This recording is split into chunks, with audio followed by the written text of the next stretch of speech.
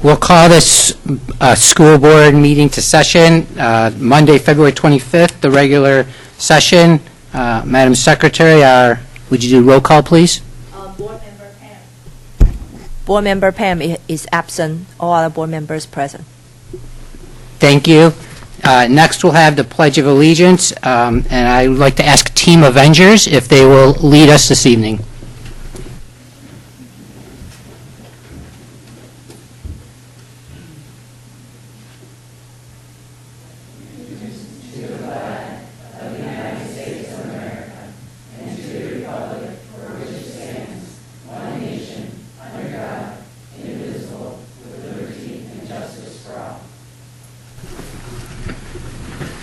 Thank you. We will start this evening's meeting with two sets of very special presentations.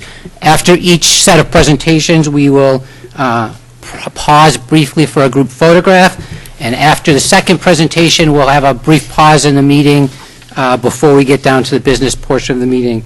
The first presentation is Dr. Dudley. Thank you. Great, thank you, and welcome. So this evening, I am pleased to announce that we have 5 Carmel Clay educators that have been awarded the Lilly Endowment Grant. These 5 educators from Carmel Clay schools join over 100 other educators in Indiana, and they each receive $12,000 to work on personal and professional development over the summer. So our first educator, we have Town Meadow Elementary art teacher, Mr. Phil Lamy. And Mr. Lamy will use his grant to visit museums, monuments, and historic sites and conduct research at the Smithsonian Libraries and Institutes in Washington, D.C. He will bring the knowledge he gains back to the classroom, developing new lesson plans and collaborative student art projects. So Mr. Lamy, come on up.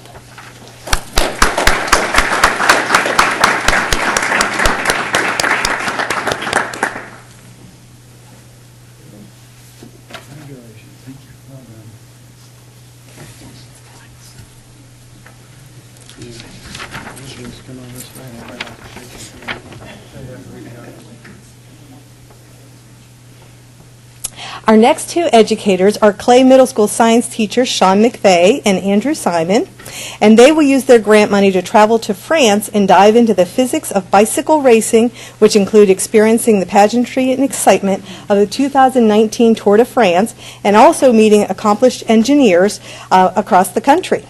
Upon their return, they will bring what they've learned back to the classrooms to plan a school-wide symposium and project-based learning experience called Physics on Wheels. Congratulations.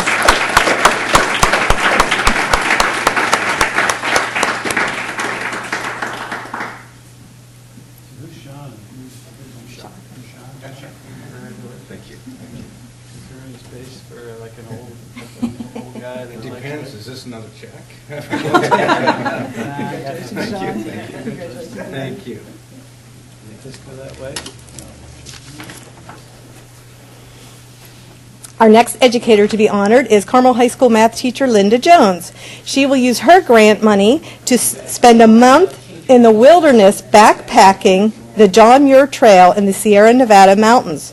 During her adventure, she will document the journey for others to see and plans to include a life lessons learned on the trail for class discussions about perseverance in tough situations and how to utilize effective problem-solving skills for a positive outcome. Linda, congratulations. Thank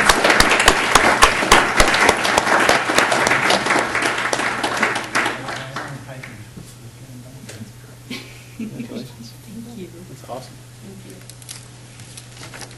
And our last educator, she was not able to come this evening, but she is Cherry Tree art teacher, Catherine Ristow. Catherine will use her money to travel jewelry-centered cities in Scotland and England to better understand the people, history, and craftsmanship behind the 19th century Victorian-era jewelry. Throughout her adventure, she will enhance her photography skills, take classes on gemstone classification, and start her own jewelry blog.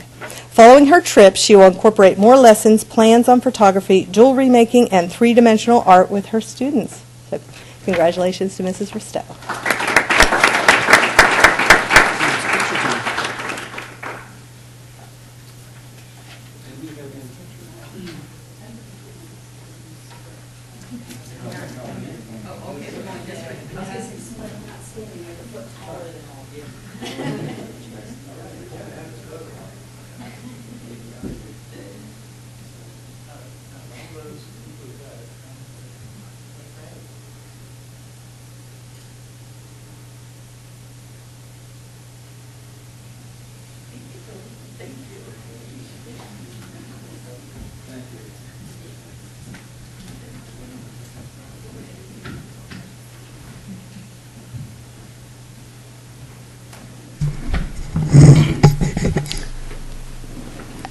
Thank you, and very exciting grant proposals, and I'm sure that the students are looking forward to next year when their teacher comes back and has all these great stories. Next on the agenda is the district update, Spotlight on Excellence. The presenters are Mr. Todd Crosby and Ms. Kelly Spidell from Clay Middle School.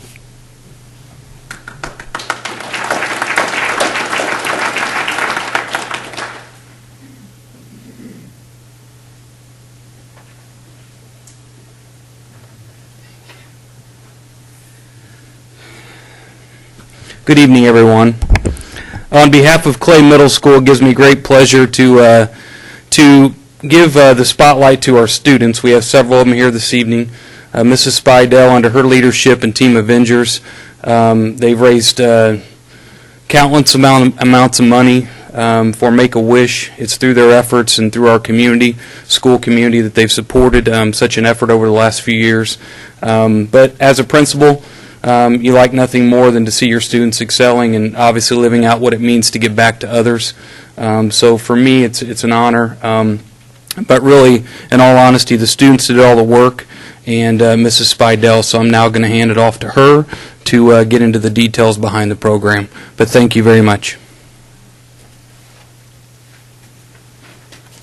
Thanks for having us here tonight.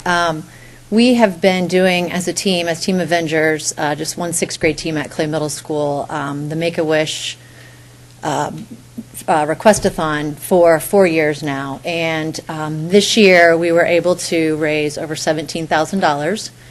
And we granted 2 wishes. And the reason that this year was so special was because one of those wishes actually went back to one of our former Team Avengers students.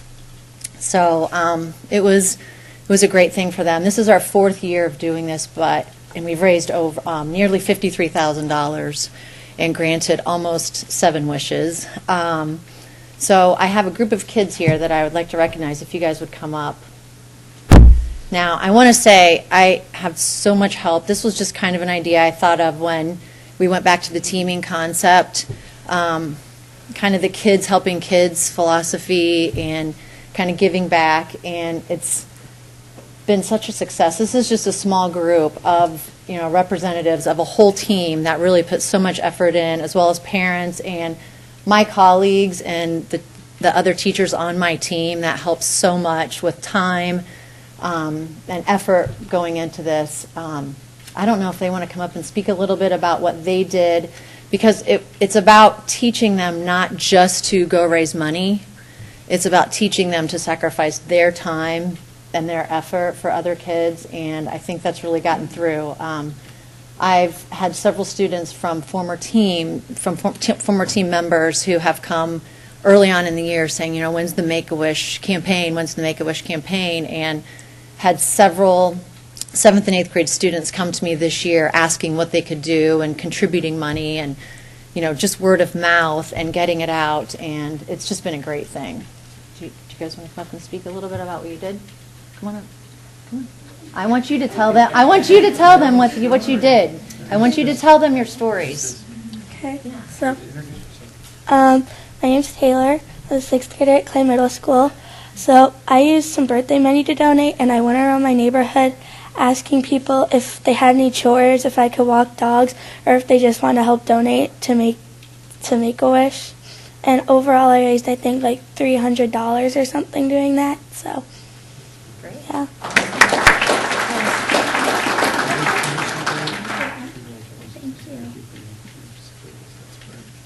My name is Julia Biltmeyer, and I went to an IU game, and I sold hot chocolate.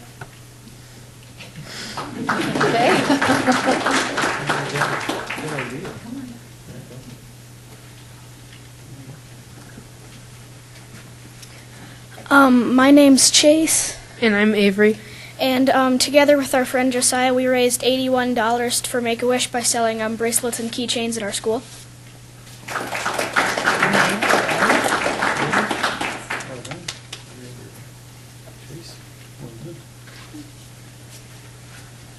I'm Kylie, and I babysat and dog sat for my neighbors, and I raised about $100.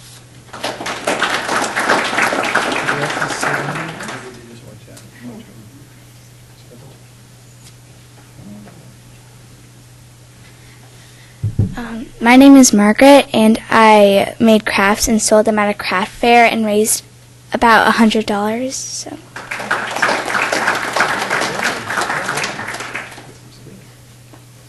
I want to also say that many of the students on the team, we sold suckers at lunch, star-shaped suckers, and did numerous things around the school. And we also had tons of kids that helped behind the scenes as far as writing thank you notes to donators. You know, they did so much work on this. And as a whole, just Team Avengers in the last 4 years, the kids have done a great job and really stepped up and helped other kids. So, do you want other names? Yeah, I think I've got everybody's certificates too. So Perfect. if you guys want to come, always, the board would like to shake your hand, we're going to take a picture of you. You want to take these?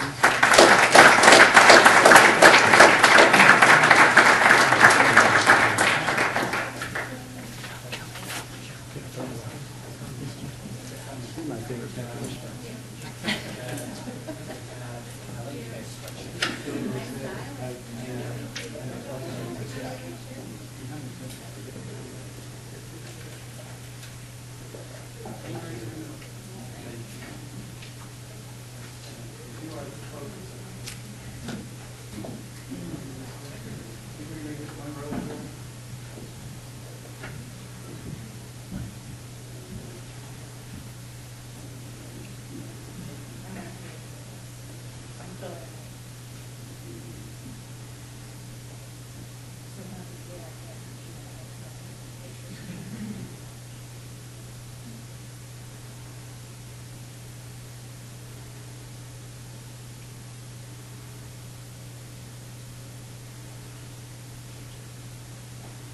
Parents, let's stay here. Parents, paparazzi.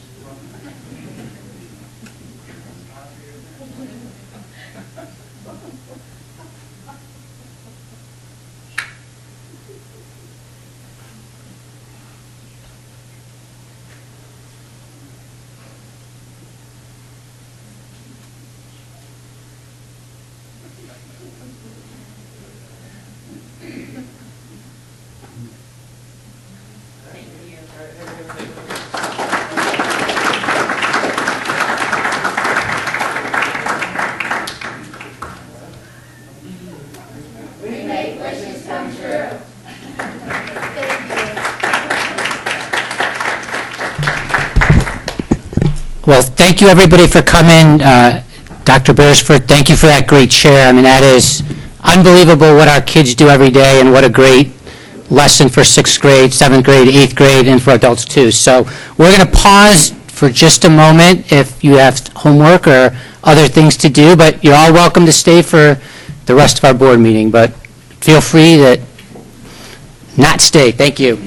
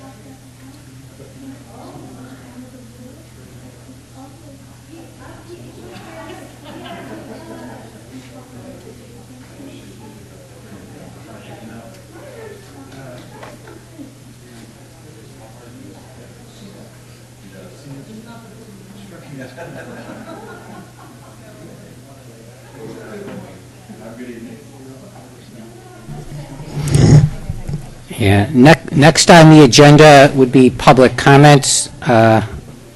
Mrs. Nobis, do we have any public comments? We do not. Thank you. Next on the agenda is consent. This month's consent covers personnel report, claims, payroll, approval of gift applications. We have Carmel Education Foundation gifting some money to schools from Ghost and Goblins, and we have some PTOs making donations in support of the C4 conference. We also have obsolete equipment, which the equipment is being donated to Net Literacy, a not-for-profit, which will use the equipment to supply computers to our families in need.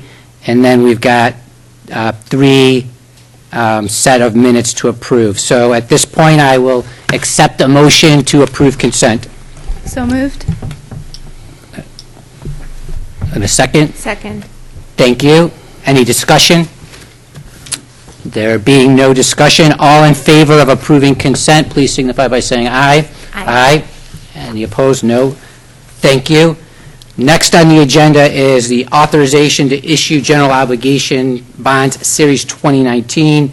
Mr. McMichael. Thank you. We're recommending that the board adopt this resolution, which would authorize the sale of the GO bonds in the aggregate principal amount of $22,415,000. The board held a hearing with regard to these projects on November the 19th, and at that time adopted a resolution determining that the need exists for various capital projects, miscellaneous facility improvements, and technology upgrades and equipment. So this resolution essentially authorizes us to move forward to continue the process to sell the bonds.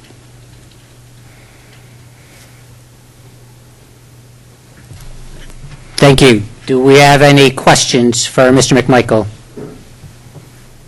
No? So at this point, we are going to close the regular board meeting and hold a public hearing. Oh, I'm sorry, before you do that, you want to take action on this item, and then we'll close it. Then we'll close the hearing. Thank you. See, my notes are not that good. That's right. So do we have any, I guess we need a motion. We need a motion to approve the issuance of general obligation bonds, Series 2019. I move to approve. Thank you. Any discussion? There being no discussion, all in favor of approving the motion, please signify by saying aye. Aye. Any opposed? Thank you. Now, we'll have a public hearing. So at this point, I need a motion to suspend the regular board meeting and open a public hearing regarding an additional appropriation of $22,415,000 out of the proceeds of the general obligation bonds, Series 2019, to be applied to various capital projects, miscellaneous facility improvements, and technology and equipment upgrades. Mr. McMichael, would you make any comments on that?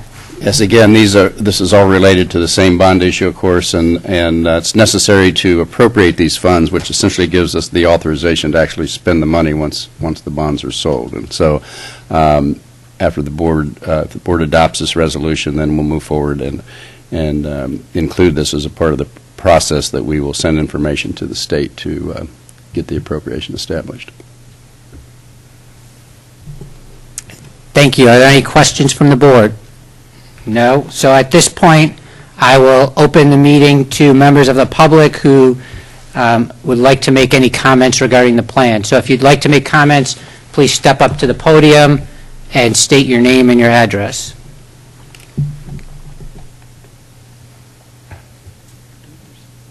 And we will just give ourselves a few, not minutes, but seconds here to make sure that there's nobody willing to speak.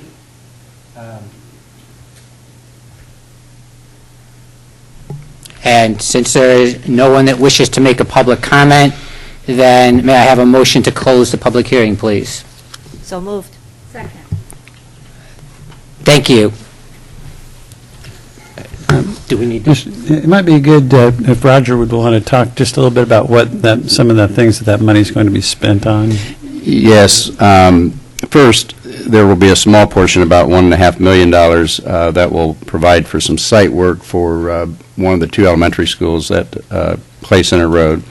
It also includes various technology upgrades throughout the district, I think $6 million for technology, as well as safety upgrades throughout the school district. That's about $1.5 million.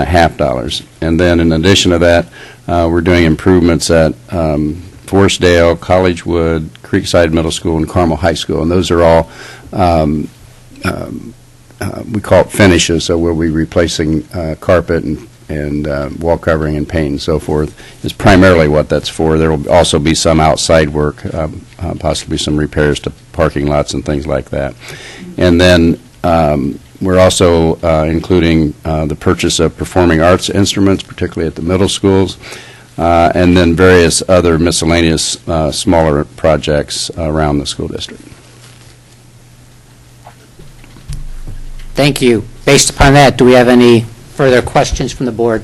Yes, those safety upgrades that you're referring to, is that construction and revamping some of the entrances at our schools, or what type of safety upgrades are you referring to? Yeah, that's almost exactly what it is, as a matter of fact. One of the larger ones will be at Woodbrook, where you're familiar with the building where you enter on the far end of the building, and so we're going to relocate the entries so that it will come in essentially right where the office is at, much more like our other schools. And then the schools like Prairie Trace has been finished, but Collegewood and Town Meadow and West Clay, they're all, as you know, off the same floor plan, and so there will be modifications there like we made at Prairie Trace, where when you come into the vestibule, you won't be able to get into the school itself, and you'll be buzzed in and go directly into the office as opposed to out in the lobby, as an example. So, and there'll be some other miscellaneous work with regard to security, but it's particularly focused at entryways. Any other questions from the board? Yes, I have another question. The acquisition of performing arts instruments, you said that's primarily focused at the middle schools. Yes. Will students be will they be renting those instruments? Will they go through a different No, vendor? What are we doing with these? No, these are the large instruments like tubas, percussion, that the students don't provide for themselves, and so that's what these instruments include. Transporting back and Right. Right. Thank you. Thank you. So then, next we have actually another action item, which is the appropriation resolution. You closed it here. I got Yeah, you. well, now I'm no, confused. no. We had closed the Okay, hearing. good. Okay. Right. That's right. Now you're done. We're So- resuming the board meeting at this time. Yeah. Okay. So now we're resuming the board meeting. We have the appropriation resolutions for the general obligation bond series 2019 that we just talked about. I'm assuming there are no further questions on that.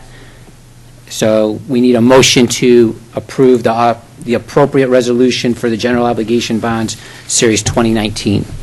So moved. Second. Thank you. All in favor of approving the motion, please signify by saying aye. Aye. Any opposed? None. Motion carries. Thank you. Next on the agenda is Again, Mr. McMichael, related to the Board of Finance and outstanding checks.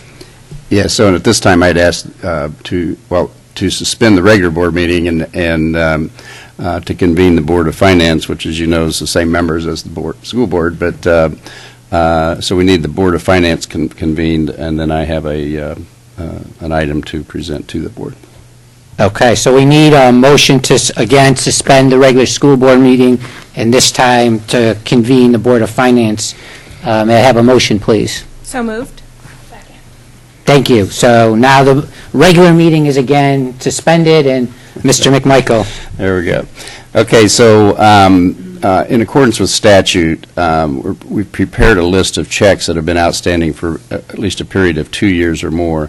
And so there's no action required by the Board of Finance. This is a matter of just presenting this list and filing it with the Board of Finance. And so that's what we're doing here.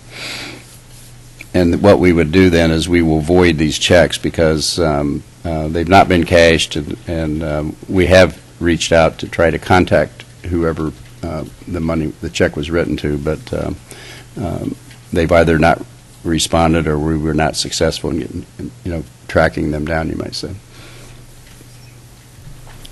Thank you. So I know we have no action, but any further questions from the board? No? Thank you. So again, may I have now a motion to adjourn the Board of Finance and reconvene the CCS Board of School Trustees regular meeting? So moved.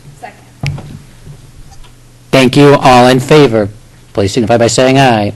Aye. Thank you.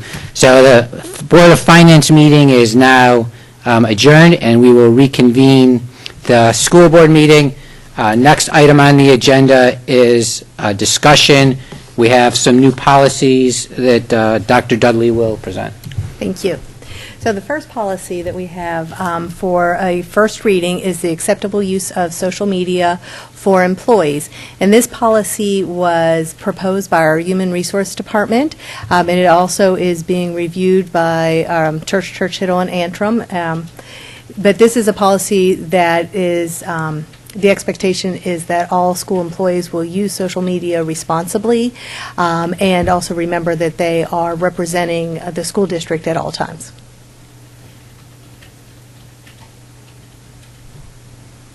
Thank you. Do we have any questions or comments on the proposed policy?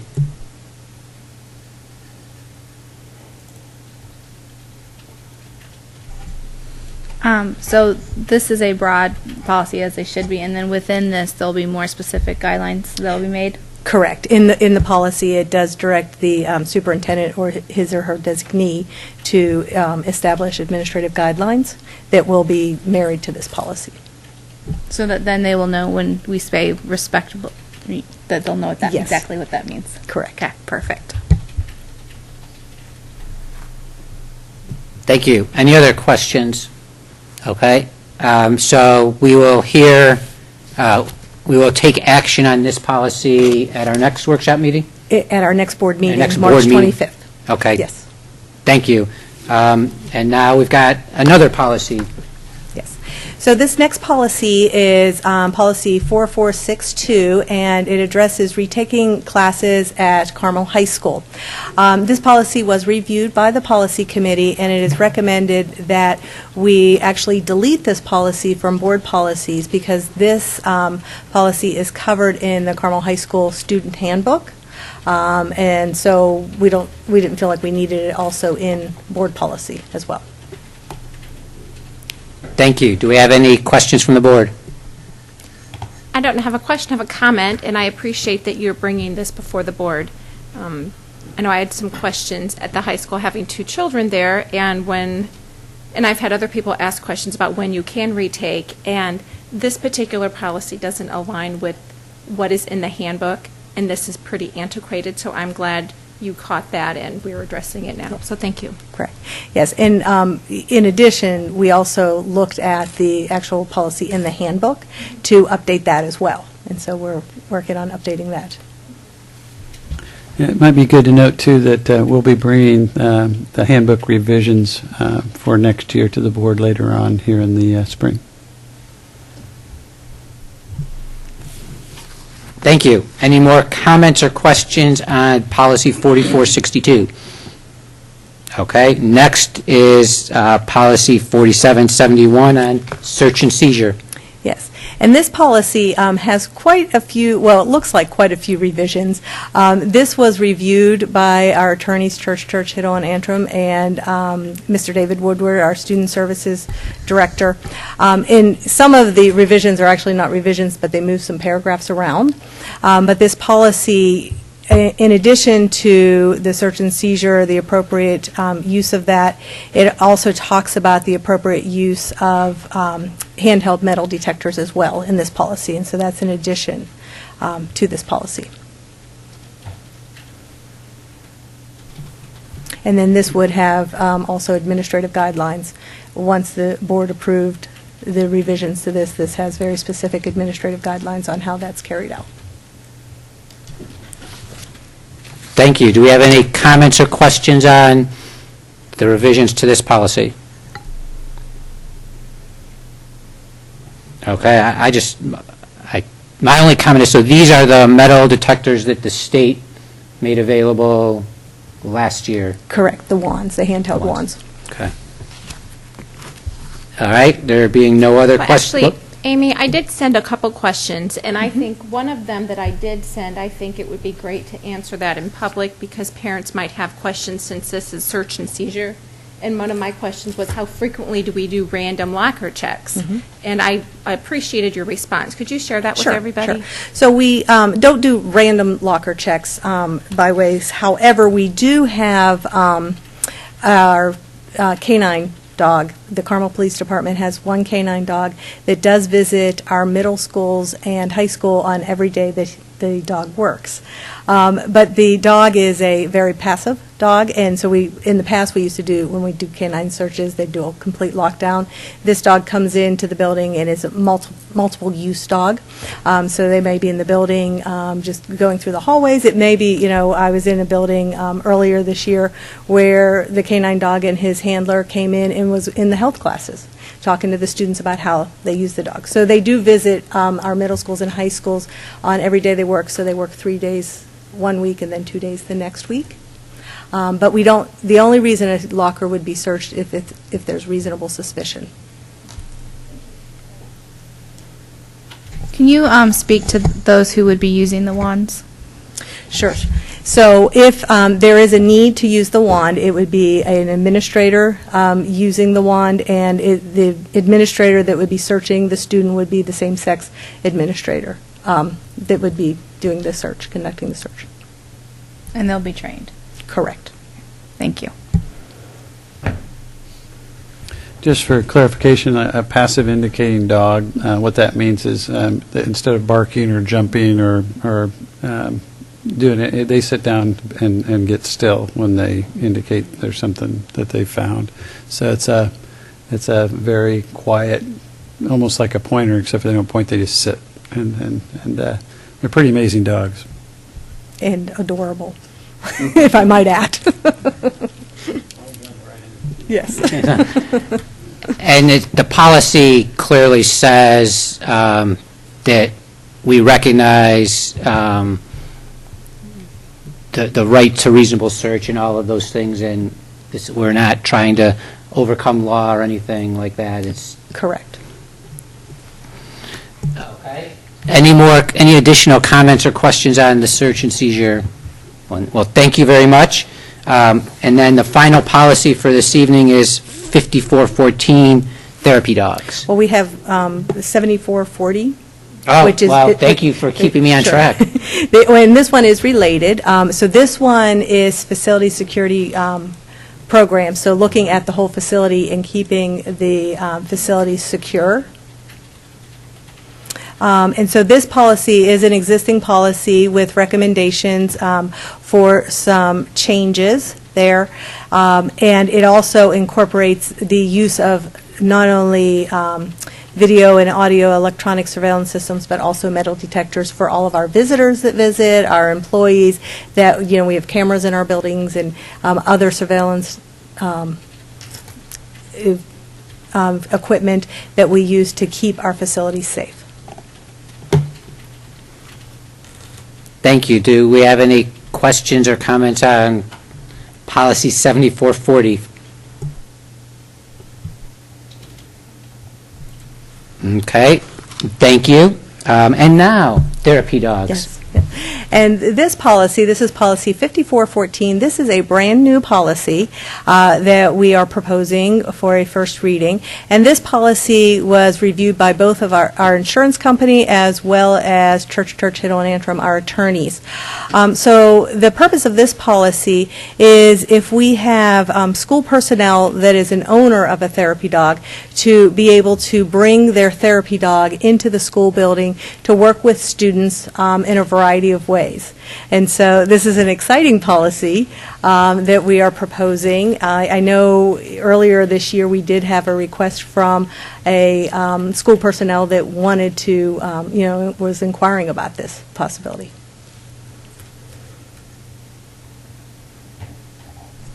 Do we have any questions or comments on this? Just a quick comment. Very excited about the program. I know with the Culture of Care Week that they had over at the high school 2 weeks ago, they brought in therapy dogs, and it was very, very well received. And it just, it has a calming effect across the entire school, and I think that's really a positive direction we can be going for our students. I kind of wish I owned my own therapy dog so I could go in with my dog. And I played with one of the dogs, and it was fabulous. So thanks. I do just want to make note that in the policy it does have a notice to parents and guardians that they will be made aware that a therapy dog will be coming. If there's any cause for allergies or concern like that, that they will have that advance warning, and I do appreciate that. Yes. Yeah, and not only will they have that advance warning, but they will also, the owner will then be required to develop a plan if there is, students that might be afraid of dogs, or if there's allergies or what have you, to overcome that. So I guess I have a question too. So this is a policy for school employees. So is it the thought that the therapy dog would be there every day or certain days of the week, or? Well, it could be every day. In part of the request that the employee would do, they would develop a plan of how often they would bring the dog, so it could possibly be every day, all day, or it could be certain days of the week. But they have to develop a plan and how they would use the dog to interact with the students. Okay, thank you. And that is something I was going to pull up. I'm glad you asked the question. I just wanted to clarify for all of those who might be listening that we just can't bring our dogs to school. It is a pre-approved plan. Correct. So, yes. Yes. Darn. But is there another policy for if we have an individual or a group that's going to come in for a day or for a class? Correct. So as Mrs. Spannenberg talked about, at the high school, they had the therapy dogs come in during the week of the Culture of Care. That is different from this policy. This policy is for a existing school employee to bring their therapy dogs. But then sometimes we have outside companies come in that bring in therapy dogs. At one of our elementary schools, we actually have therapy bunny rabbits that come in. But those are covered under different policies. We have policy 9150, which talks about visitors to the building and having approval from the principal prior to that. And then also policy 8432, which is environmental air quality, with in addition to the guidelines 8432D that talks specifically about animals in the school buildings and how we need to make sure that we are giving people notice, parents notice about that. You can only have animals in the classroom for specific purposes, like the purpose of the therapy dogs and such. So those are policies that already cover some of those types of activities. This policy is a much broader policy for school employees. Thank you. One more question. That's really a comment, but for those of you who haven't seen the policy, I really like how you say that. So the request also includes the person must be trained and certified to have the dog. The dog must be healthy and vaccinated. They must have appropriate identification at all times. They have to carry $1 million liability coverage for the dog, and then again the plan that you spoke of. So I do appreciate that it is very laid out about the things that we require, kind of like you were talking, Layla, about how it's not just bring your dog to school day. Well, thank you, Dr. Dudley, and thank you to the Policy Committee and Church and Hiddle and our insurance company, and we will have these come back to us at our next board meeting. Next on the agenda, we have reports. The first report is, again, back to Dr. Dudley on advanced ed.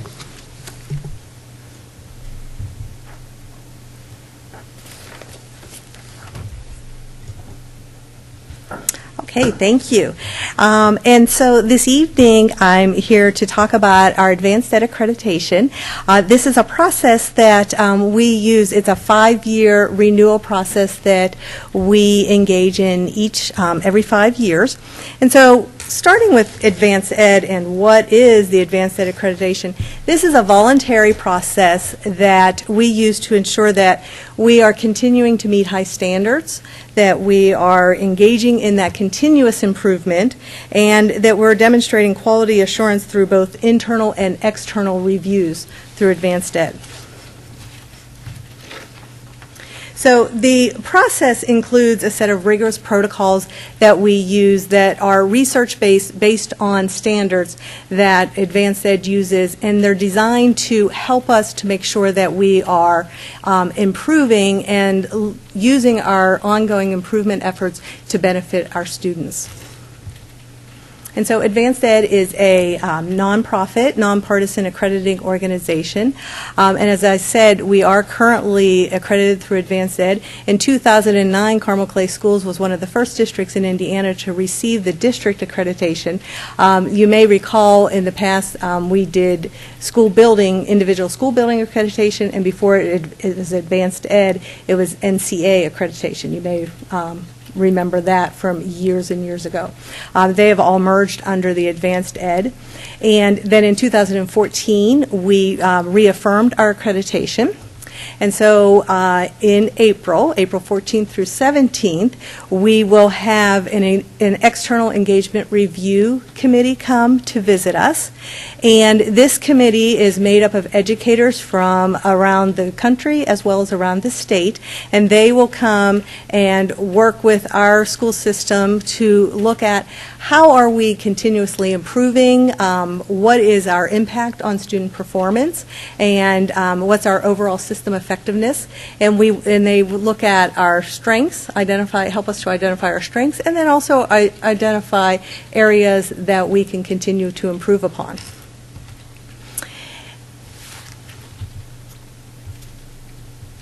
And so Advanced Ed, as I said, it is a set of standards that we use that are focused around 3 different domains. So there is the leadership capacity domain, the learning capacity domain, and the resource capacity domain. And so the leadership capacity domain really focuses on what the corporation's fidelity and commitment to its purpose and direction, as well as how the governance and the leadership enables the institution to realize their objectives. And then also, how well are we engaging and involving stakeholders in meaningful and productive ways, and then also the capacity to implement those strategies to improve the learner and the educator performance.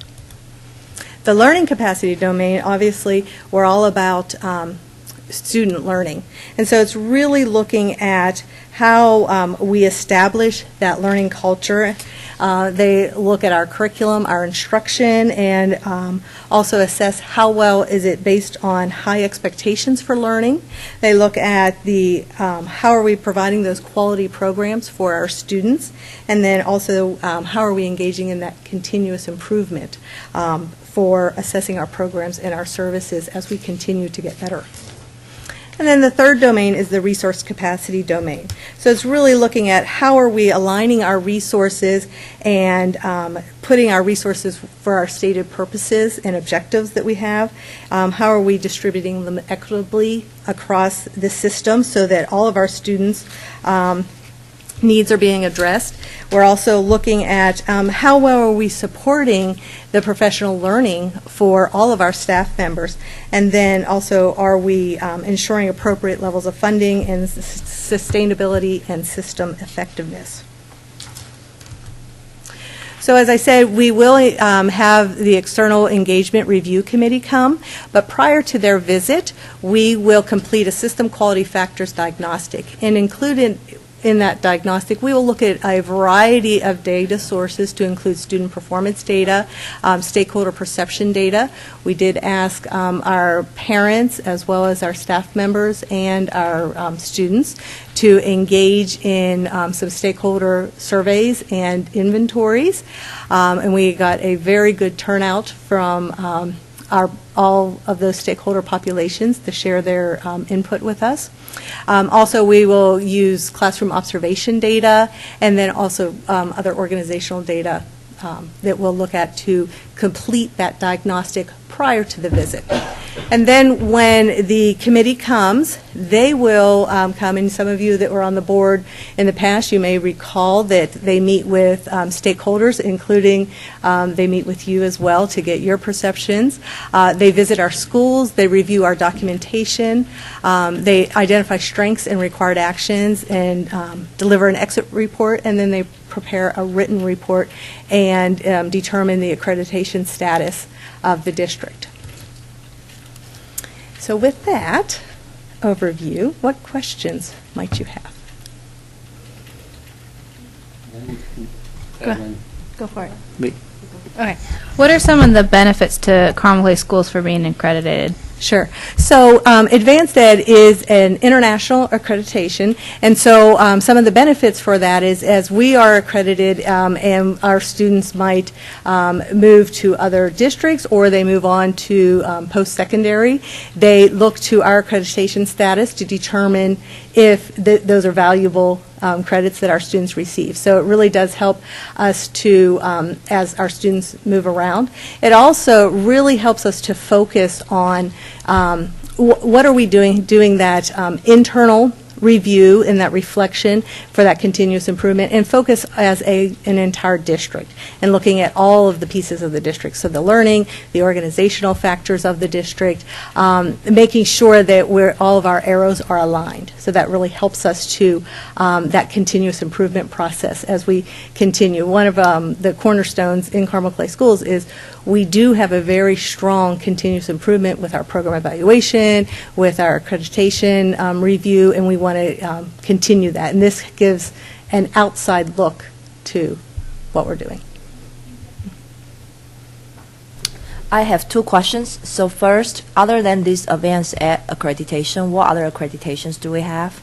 Well, we go through the Advanced Ed accreditation. We are also accredited through the state of Indiana. Advanced Ed meets those requirements for the state accreditation. It actually it supersedes those requirements for the state accreditation. So we are also accredited by the state of Indiana. And so for this Advanced Ed, in 2009, we were the first one to be accredited in Indiana. So 10 years passed. How many schools in Indiana also got this Advanced Ed? Well, I'm not sure. In 2009, we were one of the first districts. Many of individual schools were accredited, but the district accreditation came around. It was new, where they looked at the entire system of schools. I am not sure how many schools in Indiana. I can find that information out. But what about the districts? Yeah, I could find that out. I'm not thank sure you. how many have district accreditation. You had mentioned the stakeholder survey that went out. Who creates those questions, and what was our group? Did you send it to every parent, every stakeholder? How did that? Sure. Talk about Sure. that, please. So the perception surveys and the inventories, those are all created through Advanced Ed, and they use research-based questions. So it's not just somebody coming up with those questions. Those very much are valid and reliable questions written by survey writers. And so the surveys went out to all of our parents, kindergarten through 12th grade. They also went out to all of our teachers. We actually had a perception survey and a teaching inventory that went out through all of our certified teachers. we sent out a perception survey to all of our staff members that are not teachers, and we also we asked our students to complete a perception survey and as well as a student inventory survey. And so that went to our students in 3rd through 12th grade. And we really did have quite a good response from the surveys, and so we're excited to really dig into that information and that data. And how will we use this data once we receive it?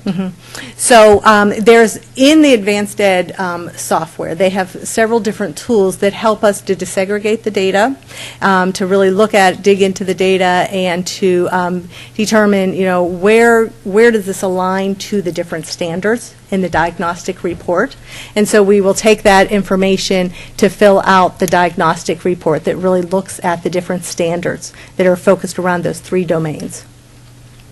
And then will we end up using some of those standards or maybe areas that we find that we could improve on to help build a strategic plan? Or how do we as a district utilize that data? Sure. And this could be a building block to the next step of building that strategic plan, because one of the pieces that will come out of our visit, it will come out of our own self-reflection as well as our visit from the external stakeholders, will be strengths and then also areas that could use improvement and areas to work on. So those could be the building block pieces then that we could work on to build a strategic plan for the district. Can that information be, I guess, pulled apart for individual schools to look at so they can utilize that data to build a better, to make improvements there as well? Yes. So in addition to doing our district-wide diagnostic, each one of our 15 schools, they have all of the data for their own specific school available to them, and they will complete a school-wide diagnostic that's based on just on their school. So, and then that will be the basis of their school improvement plan. And we use the last Advanced Ed visit as the basis of our school improvement plans for the last 5 years. And so then we would update the data, and then we would continue that. So yes, it really is, it's a meaningful process. It really helps us to look at where are our strengths, where are our needs, and how do we continuously improve. Okay, so I think you've answered my question. I was going to ask, when they come out, will they visit each school? But I think my question now is, they will not only, when they accreditate the district, they're accrediting each school. So would it be possible that one school might not, or do we only get evaluated overall? So we're getting accredited as the district that includes all of the schools. So all of the schools would be accredited. When they come to visit, they will not have, depending on how large their team is, they probably won't be able to visit every single one of our schools. There's one school we know they'll visit, which would be the high school. And they'll probably visit one middle school and then a couple elementary schools. And so we'll try to make sure that they're visiting across the district so they can see a cross-section of our schools. But when we do get accredited, we're accredited through the district, and that includes all of our schools. What's the timeline? I see the April for them coming, but how long until we get our results? So they will come and they'll do an exit review with Dr. Beresford and myself when they leave. In the past, they used to do, you may recall, they actually did a presentation to the board, but their system has changed and they no longer do that. They will just do an exit interview with us. And then they will go back and develop the report and make the recommendation for accreditation. And typically that takes at least a month or a month and a half. But we'll know, they'll determine what they feel are our strengths and our next steps of areas of improvement when they leave here in April. Thank you. Any other questions? Well, thank you, and we look forward to the report.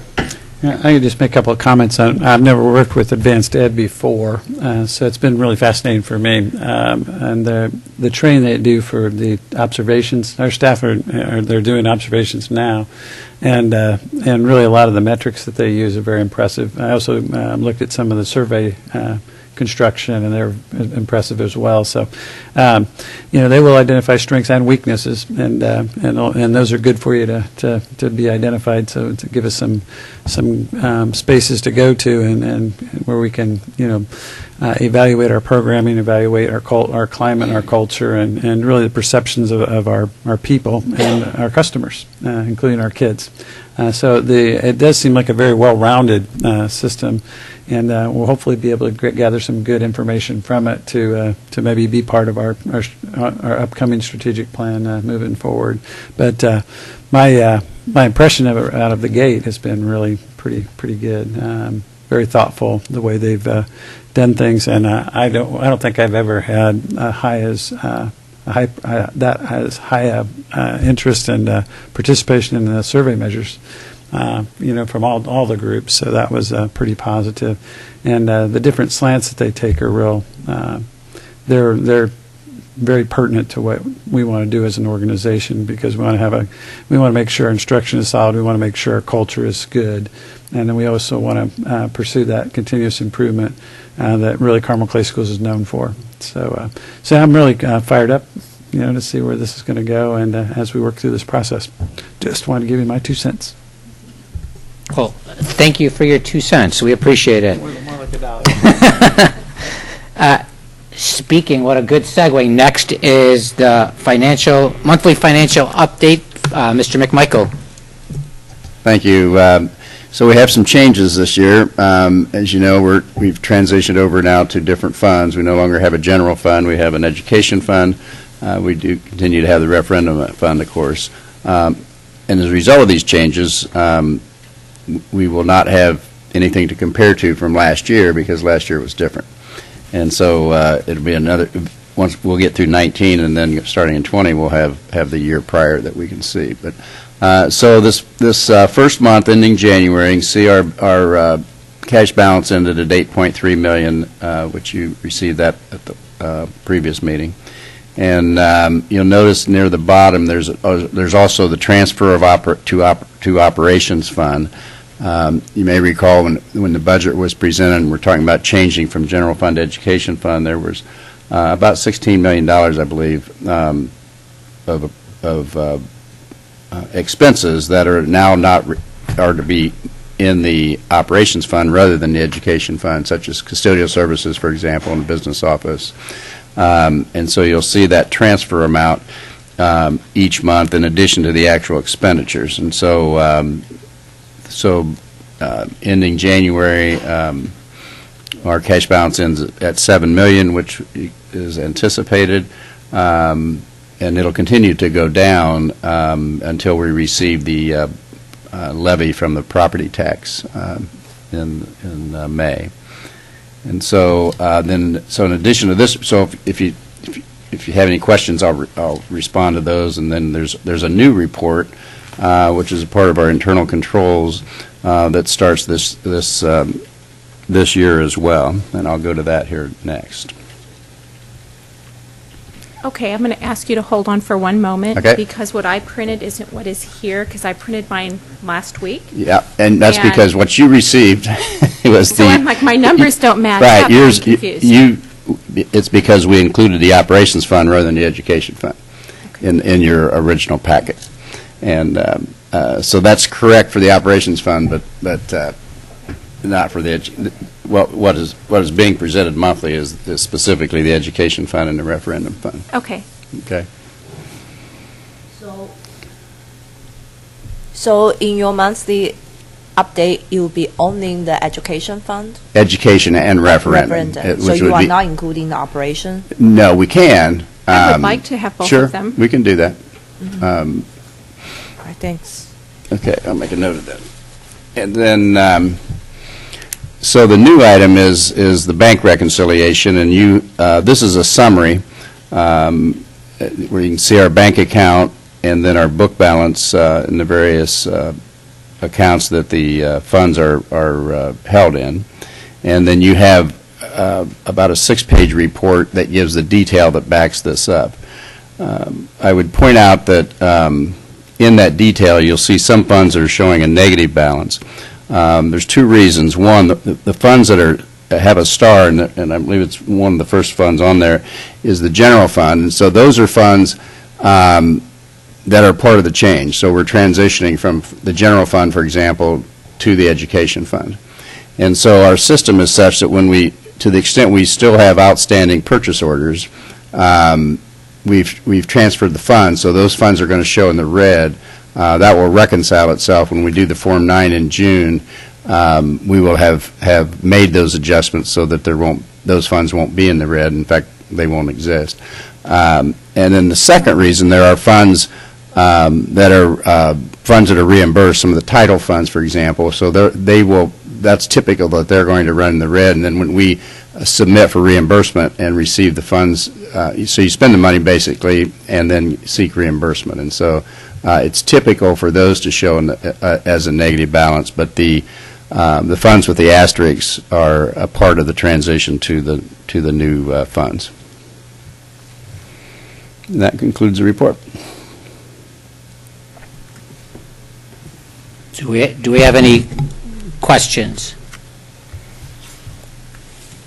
While we're looking so I'm just looking at the bank reconciliation. And there's book balance 80-10 concentration, and then when I was looking at the other, is that payroll? Is that? Yeah, the concentration account, what we call the concentration account, is it's basically all the funds except the other ones that are listed here. So the money is, and that's why it's called concentration, because it's concentrated to include all the funds, except food service is a separate account, and that's required, first of all, but it's underlying that is it's because it's essentially a self-supporting program. And then likewise, the insurance fund is, because we are self-funded, the statute requires that we maintain insurance funds in a separate fund. That came about really as a result of districts that were self-funded. They got themselves in a position where they were not fully funded, and when but you couldn't see that in the accounting system. So it's required, and it's a good requirement to keep the insurance money separate, so that it's very clear as to that you have the appropriate balances in that fund. And then the pension fund, this is really what's left of the pension bonds that were sold way back in 2003, and this will soon be used to cover those liabilities. As a matter of fact, you'll recall that we're actually using some referendum funds now to support that, because over the years we ran short on those funds to cover those liabilities, and that's primarily the insurance for early retirees, and then there's some others as well, but that's where the bulk of it's at. And then finally, workers' comp is also self-funded, and so it maintains a separate fund. Thank you. And I know as we move forward under this new system, I'll get better doing it. And I would just want to echo, I think it would be helpful to see operations and education. And I also think at the beginning it might be helpful just to have the report from last year, just so we could see what the closing and opening balances were. Not that we'd be able to compare them, but maybe. Well, that's what I'm saying. We don't have them. The operation fund didn't exist last year. Right, but we'd be able to see that as of March, we'd have the opening cash balance and the closing cash balance. Though none of the other lines would line up, but we'd be able to see that the last year the property tax revenue was X, right? And last year the license tax was X, as opposed to us having to pull out from last year. Yeah, we'll have to look at that, because one of the things that happens, for example, is that in the current operation fund, it includes monies that were from the property tax levy for the transportation fund and the bus replacement and the capital projects fund and so forth. Those are the ones. But it also includes transfers from the new education fund. And so we're trying to compare the revenue going into the new operation fund is not identical to the revenue going into what had gone into those four funds, I think, because of in part because of these transfers. So I don't know if we can create something that will make much sense. We'll Well, look at it. I'm not asking for something new, and maybe the footnote would be that the reason that the property tax number from last year was low was because it didn't include these other funds. I mean, I'm not looking to create another report. No, I know. I'm just looking to be able to, so that, when we see that the ending cash balance is down to $1 million, we know we obviously know historically that in May and November, those big funds get replenished. Might I suggest that we would just include I pulled up the January, which was our year-to-date, all of 2018 is my comparison, just so I had an idea of where things could or should be. So I found that helpful, and I also found it confusing because I had the operations and not the same funds. Right. And that was the source of my question. So I'm going to just go back to what I do have in front of me, which is the operation fund. And it does show our full year would be 26 million. Yes. So what you're telling me, it's not all property tax, it's not all referendum, there are all the other funds in. This is the big transfer that we made out of the one fund to fund the operations fund to pay all the other. That transfer will be part of the revenue, yes. So the property tax fund in operations is at $26 million, yet our referendum is just for. The referendum doesn't have anything to do with So what that. accounts for property tax? What feeds into property tax? Well, the referendum is property tax. Right. But that goes to the education fund. And so what goes into the new operations fund is what was previously the capital projects fund, the bus replacement fund, and the transportation fund. And then, in addition to that, transfers from the new education fund. So Okay. it's Because those funds alone wouldn't be enough to cover all of the expenses that we have that we need to classify as. Right, because the operations fund has all of those expenses from those funds, but it also has expenses that previously were in the general fund, such as custodial services, Right. for example, because that's not a direct educational expense. And so those are now to be paid from the operation fund, whereas last year they were paid from the general fund. Okay. Which is why, but we're still receiving the revenue from the state. It all comes to the education fund, and then in order to support those expenses, it's necessary to do that transfer. Okay, thank you. But we'll look and see if we can come up with any way to make any sense at all.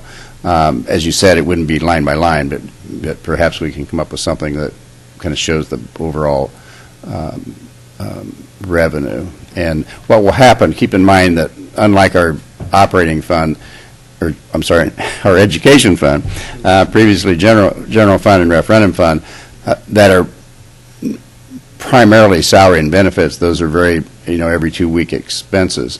Whereas when you think about capital projects, the expenses are all over the place. So one year to the next, depending on what the construction project was and whether we purchased equipment in January or in November, and then transportation's a little more regular because it has a lot of salaries in it as well, as you can imagine.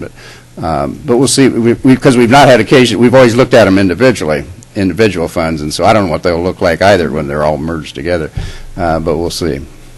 Well, I think that's helpful, and it was helpful for me just to hear you say what other things benefit from the property tax, because in my head, when I think property tax, I only think referendum fund. So when I saw this at 26 million, I was very confused as to why we had so much in there and how we were getting so much. Yeah. But it is all the other funds now combined into one. It is. Actually, all of our funding is from local sources.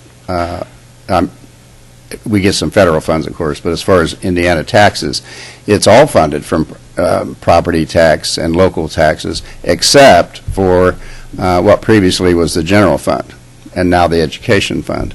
Now, granted, that's by far the largest fund, but all the other supports of debt service, transportation, facilities, all of that's from local sources.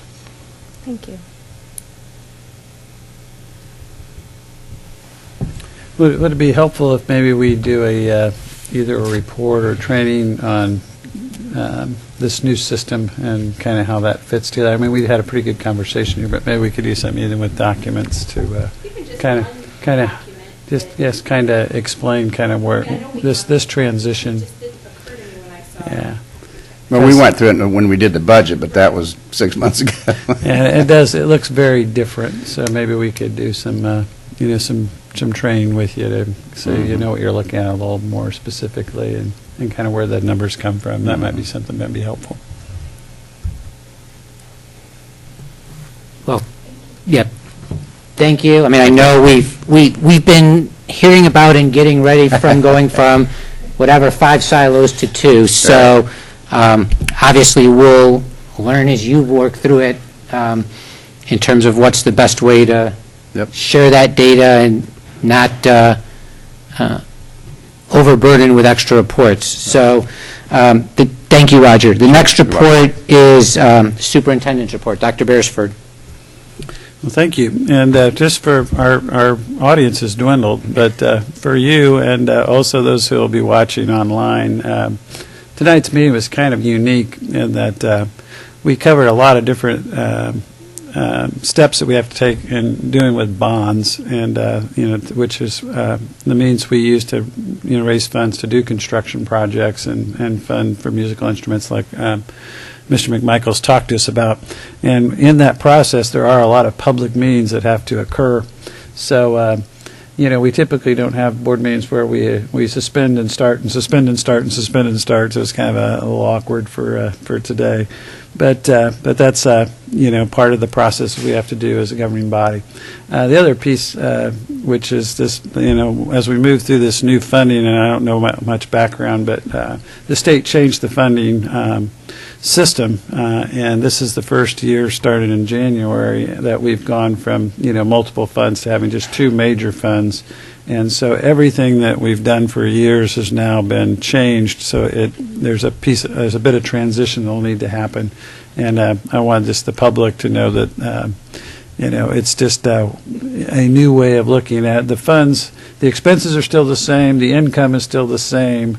But the way we account for it and the way that we speak about it is much different than it's been for the past decade or so. So that being said, I'd like to jump into my superintendent's report.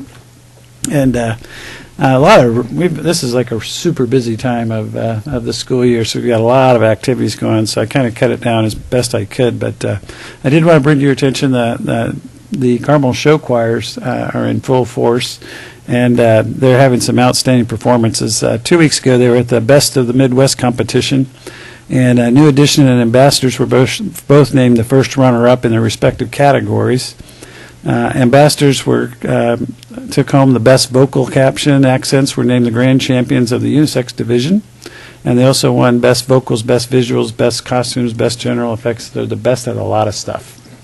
And then this last week they went to Ohio, and it was in the Olentangy Classic in Ohio, and both groups did a great job there. And in both of those, the accents were the first runner-up against all the groups, which is all the different choirs, and the ambassadors were the second runner-up against all the groups.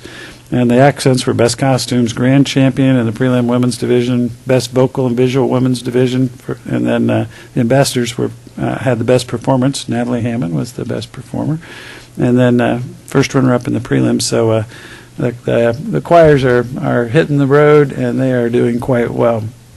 One thing I got to attend last week, which was really cool, was the Tech Hounds at Carmel High School had their big robot reveal, and that's their competition robot. And I learned a lot that evening just by going through the different aspects of that. I would call it you could call it an organization. I would call it a business. What an example of so many things they put together in this one. This one competition or this one kind of business that they have.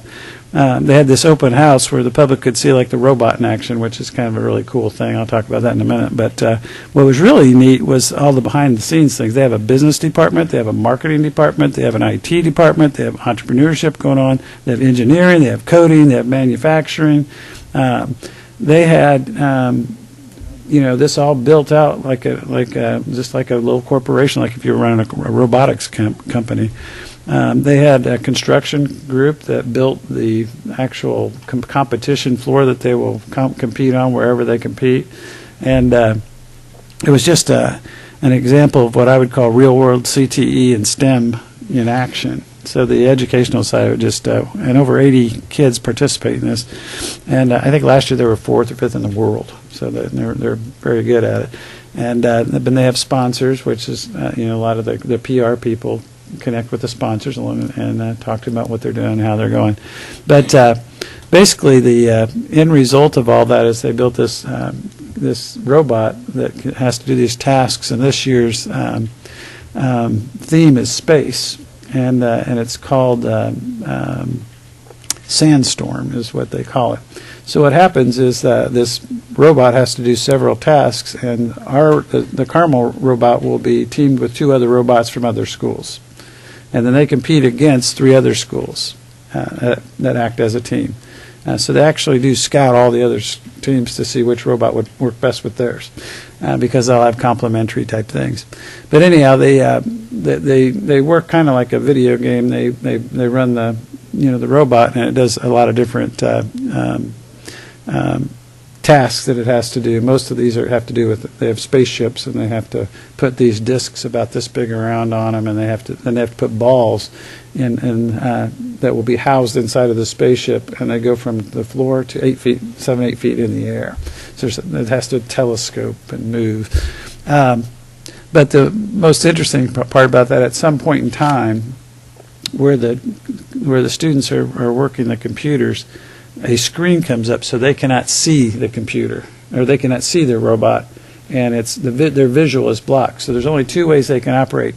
They have to have the computer work on its own and have it programmed to work on its own, or they have to have like a television camera on the robot and like a television screen. They have to work through a screen.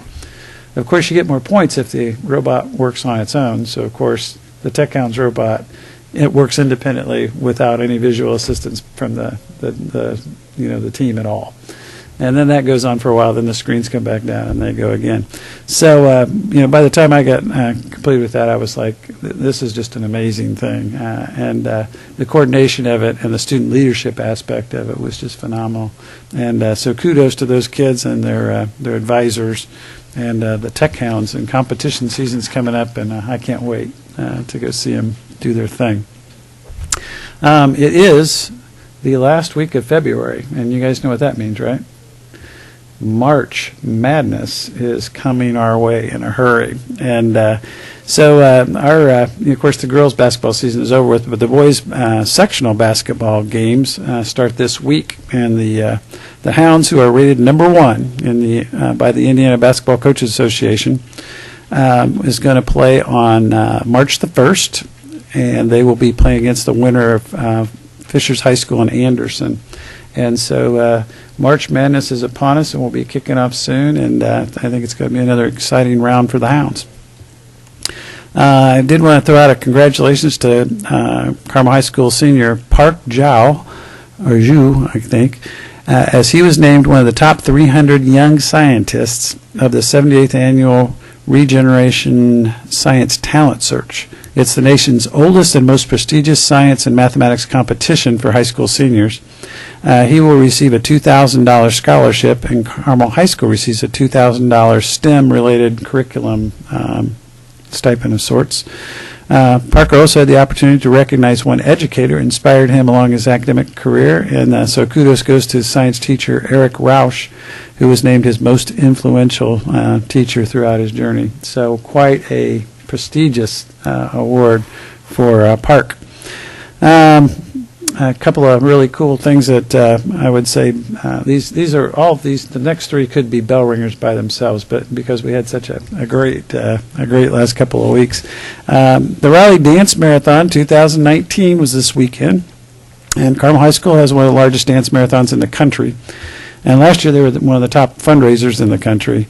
And once again, throughout this event and dance, they actually have Riley patients come in and talk, and you hear Riley's stories, and they raise money throughout the whole process, and it all comes to fruition here at the big Riley dance, and I saw a lot of video clips from that night. It was pretty special, but over 1,000 kids participated this year, and they raised, drum roll, $436,481.14. So, and I think that was the largest number per student who's participating amount they've raised. So kudos to Sarah Wolf and all of her team and all the students and just everyone involved in that, because it's a pretty monumental thing and for such a great cause. So big shout out to those guys.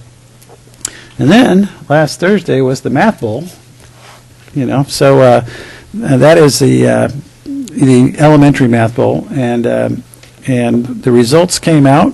And again, Carmel Clay schools have swept the top 3 spots. I'm going to have to get the broom out again in the state competition. College Wood Elementary, the Cards, are the state champs of 2019 in the Math Bowl. They were followed by second place. The runner-up went to the Smoky Row Rockets. So Rocket Town brings home the silver medal. And then the bronze goes to the Coyotes of Town Meadow, who placed third in the state. Now, in addition, see what I'm doing here? Addition, Math Bowl. In addition, West Clay, Prairie Trace, Forestdale, and Mohawk Trails all placed in the top 10. No, not quite. Let me do the math for you, Layla.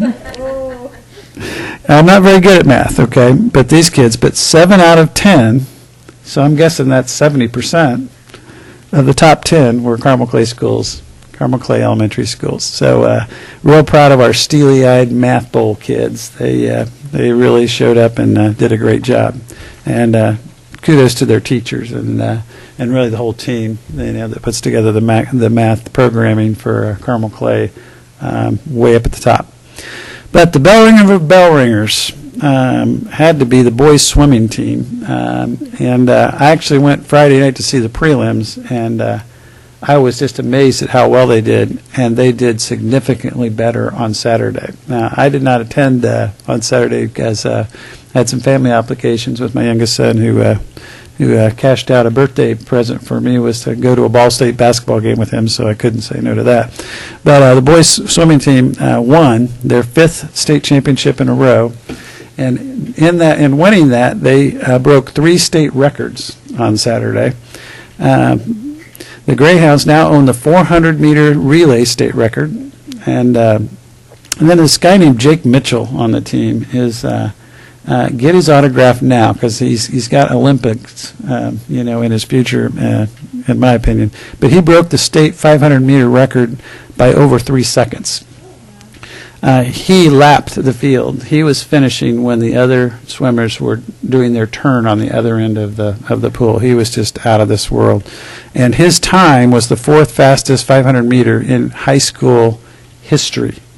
So that was the 4th fastest time ever for a high school kid. And he's a junior. He just turned 17. So, wow.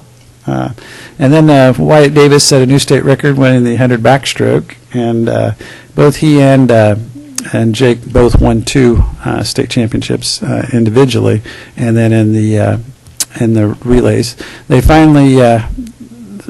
So there's the 3 state records. They scored 353.5 points, which is the 4th most highest number of points scored in a state swim meet ever in the history of Indiana, and you're probably wondering 2 of the other 3 are Carmel.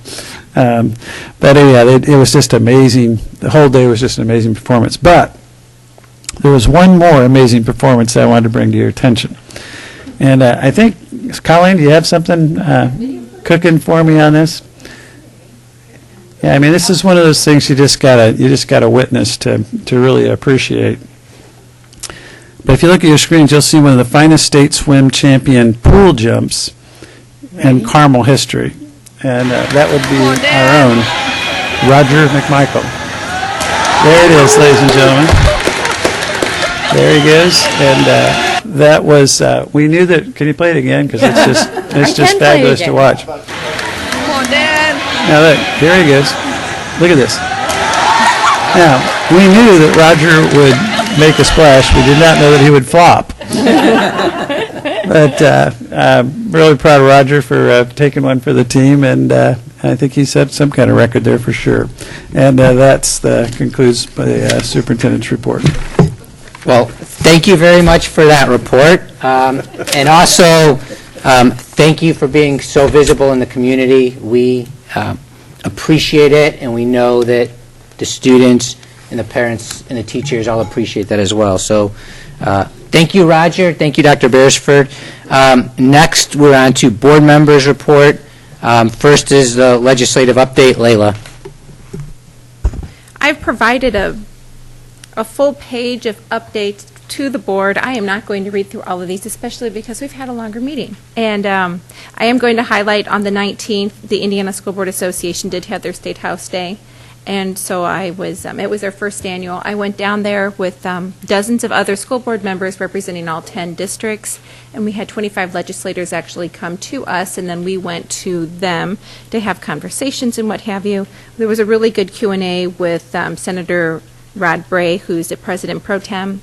Also, Representative Bob Benning was there, the chairman of the House Education Committee, and then Representative Ed Delaney, the Democrat leader on the House Ways and Means Committee and the House Education Committee. Ed Delaney had a lot of very positive things to share, and he is hoping that once they're hoping to prioritize and put a little more money towards the final outcome to House Bill 101, the biennium budget.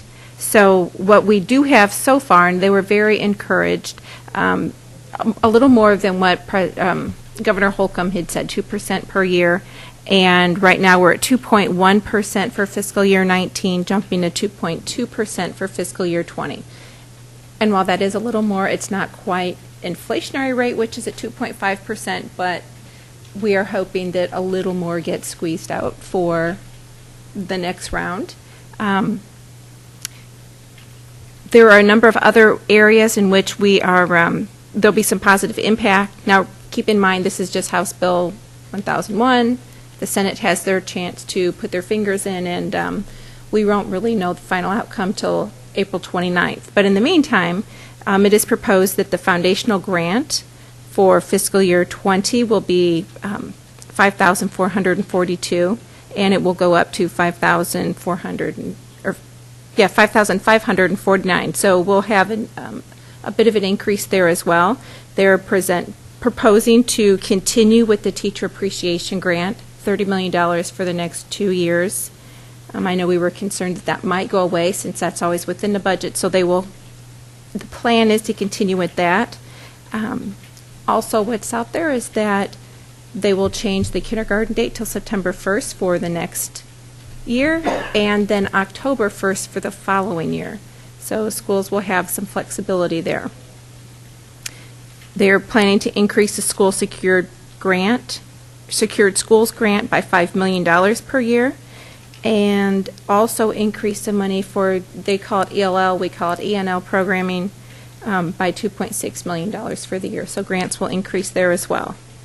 There was one big point of confusion and concern for Church-Church-Hittle, for our school board, the association, and it was Senate Bill 246, the local public question.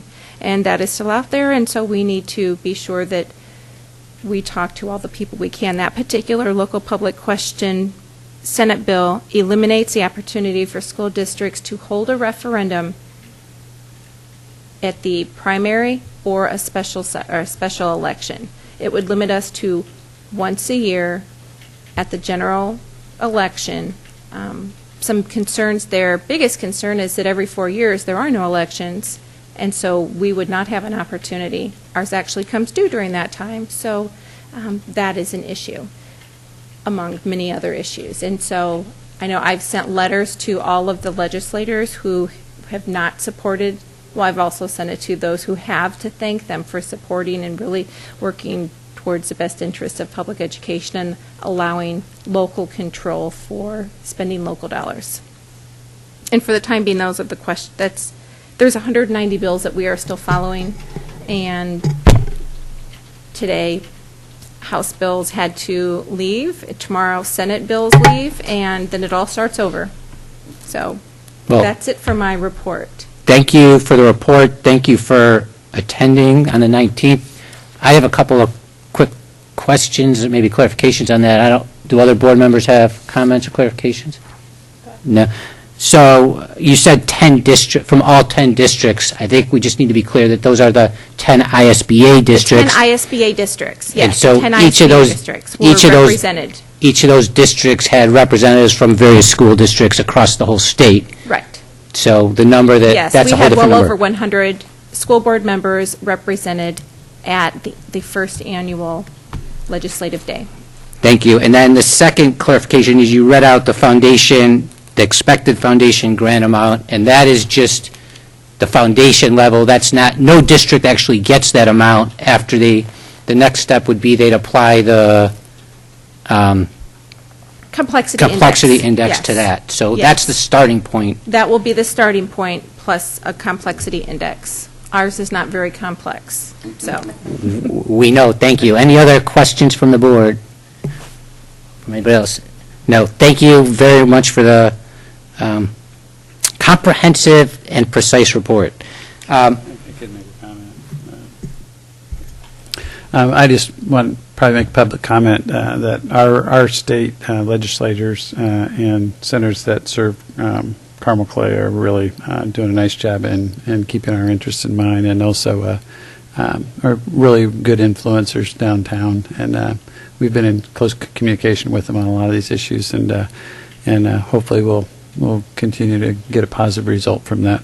The real action is going to be coming up here, and once these flip to the Senate and the House flip their bills, and we're going to really need to be active and also pay close attention, because there's going to maybe a lot of things happen in this part of the session, so we'll have to really. Yes, very quick action.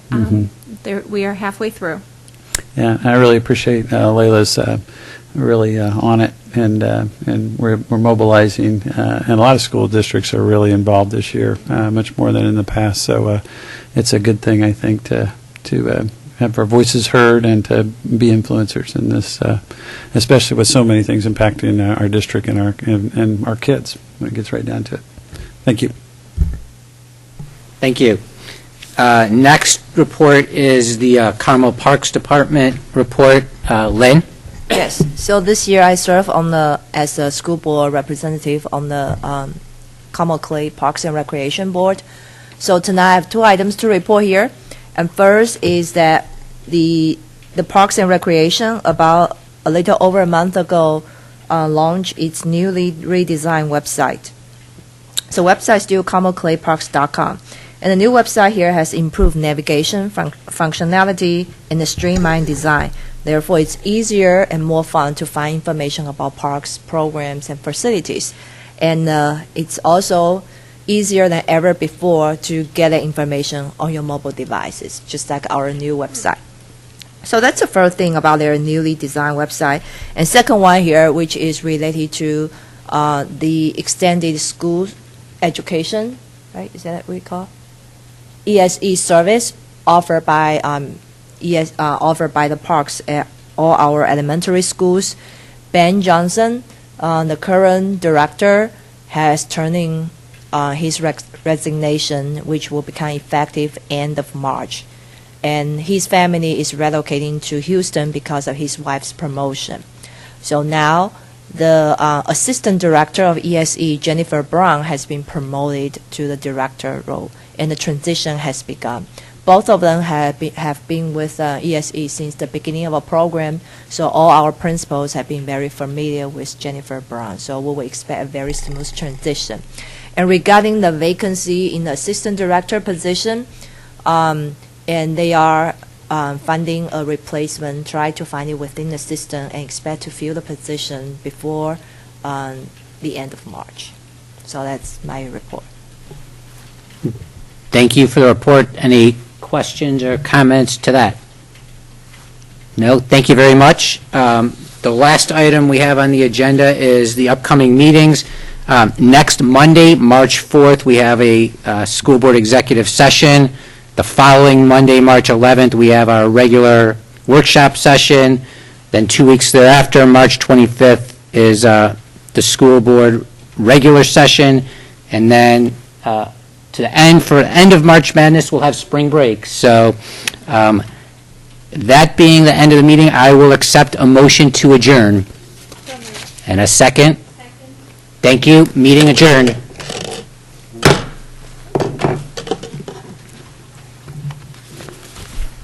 So these are what everybody...